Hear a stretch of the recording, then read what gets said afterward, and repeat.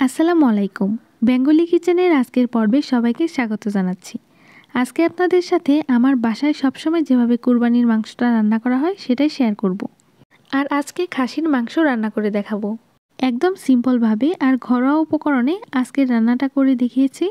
আর এভাবে রান্না করলে খাসির মাংস থেকে কোনো গন্ধই আসবে না। চলুন তাহলে মূল রেসিপিটা দেখে নিই। এখানে আমি 1.5 কেজি পরিমাণ খাসির মাংস নিয়েছি আর এটাকে বেশ কয়েকবার খুব ভালো করে ধুয়ে ক্লিন করে নিয়েছি। খাসির মাংসে কিন্তু অনেক ছোট ছোট পশম থাকে, তাই অবশ্যই ধোয়ার সময় এগুলো দেখে ক্লিন করতে হবে। এখানে আমি হাড়, চর্বি, সলিড পিস সব সহ নিয়েছি আর এগুলোকে আমি এরকম মাঝারি সাইজ করে কেটে নিয়েছি। চুলায় একটা প্যানে 1/4 কাপ তেল খুব ভালো করে গরম করে নিয়েছি। এরপর এর মধ্যে দিয়ে দিব 3 টুকরা দারচিনি, 2টা তেজপাতা এভাবে মাঝখান দিয়ে ছিঁড়ে দিয়ে দিচ্ছি। দিয়ে দিব 4টা ছোট এলাচ আর একটা বড় কালো এলাচ। এলাচের মুখটা একটু করে ফাটিয়ে দিবেন, তাহলে গ্রানটা খুব ভালো করে বের হবে। আর দিয়ে দিব 5টা লং। এবার এগুলোকে কয়েক সেকেন্ড তেলের মধ্যে একটু ভালো করে নেড়ে চেড়ে নিব, তাহলে স্মেলটা ভালো করে বের হবে। এখন দিয়ে দিচ্ছি 1/3 কাপ পেঁয়াজ কুচি। একটা বড় সাইজের রসুন একটু থেতো করে দিয়ে দিব। 7-8টা কাঁচামরিচ এভাবে ফালি করে কেটে দিয়ে দিচ্ছি। এবার সবগুলোকে তেলের মধ্যে ভালো করে নেড়ে চেড়ে নিব আর অপেক্ষা করব পেঁয়াজটা একটু নরম আর হালকা ব্রাউন হয়ে আসা পর্যন্ত। পেঁয়াজটা নরম হয়ে এলে এর মধ্যে দিয়ে দিব 1/4 কাপ রসুন বাটা। পেঁয়াজটা পুড়ে যেতে পারে, তাই অল্প একটু পানি দিয়ে দিচ্ছি। এবার দিয়ে দিব 1/4 কাপ পেঁয়াজ বাটা। 1 টেবিল চামচের একটু উঁচু করে দিয়ে দিচ্ছি আদা বাটা।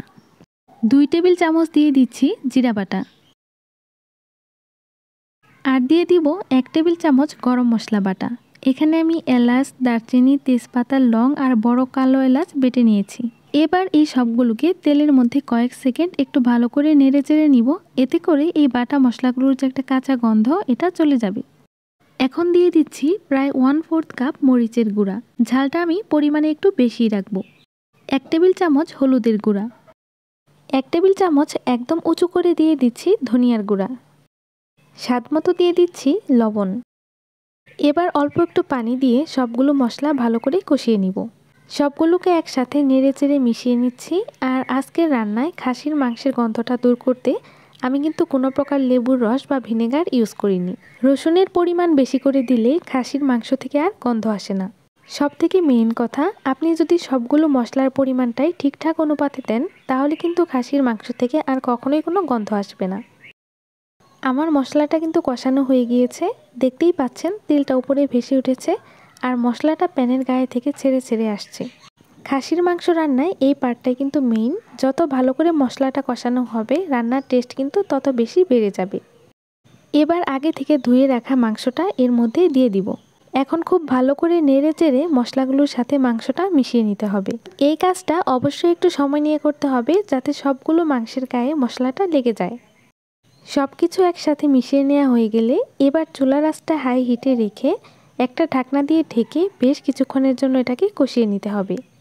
চুলার আঁচ হাই হিটে থাকা অবস্থায় 5-6 মিনিট জাল করলেই দেখবেন এটা থেকে এরকম বলক ওঠা শুরু করেছে। আর বলক উঠলেই চুলার আঁচটা মিডিয়ামে করে দিতে হবে।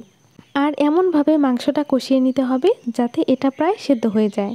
আরও কিছুক্ষণ এটাকে কষিয়ে নিব আর এবারেও একটা ঢাকনা দিয়ে এটাকে ঢেকে দিচ্ছি। আমি আরও 10 মিনিটের মতো এটাকে কষিয়ে নিয়েছি, অর্থাৎ মোট 15 মিনিট কষানো হয়েছে। দেখে তো নিশ্চয়ই বুঝতেই পারছেন আমার মাংস কষানো কতটা পারফেক্ট হয়েছে। আর পানিটাও কিন্তু শুকিয়ে এসছে। এখন এতে আমি পানি অ্যাড করে দিব আর মাংসটা যাতে প্রায় ডুবে যায় ঠিক এই পরিমাণে পানি অ্যাড করতে হবে। চুলার আঁচটা মিডিয়ামে রেখে আরও 15 মিনিট এটাকে রান্না করব আর এ পর্যায়ে একটা ঢাকনা দিয়ে ঢেকে দিচ্ছি। আমার রান্নাটা কিন্তু প্রায়ই হয়ে এসছে, দেখতেই পাচ্ছেন পানিও কিন্তু অনেকটাই শুকিয়ে গিয়েছে। ঠিক এই পর্যায়ে এতে দিয়ে দিব 1 চা চামচ পরিমাণ ভাজা জিরার গুঁড়া। এটা অবশ্যই দেওয়ার চেষ্টা করবেন, এটা দিলে মাংসের স্বাদ বহুগুণে বেড়ে যায়। আর খাসির মাংসের ক্ষেত্রে ভাজা জিরার গুঁড়া দিলে তো মাংসে কোনো গন্ধই থাকে না। এখন জাস্ট আরও 1 মিনিটের মতো এটাকে রান্না করে নিব।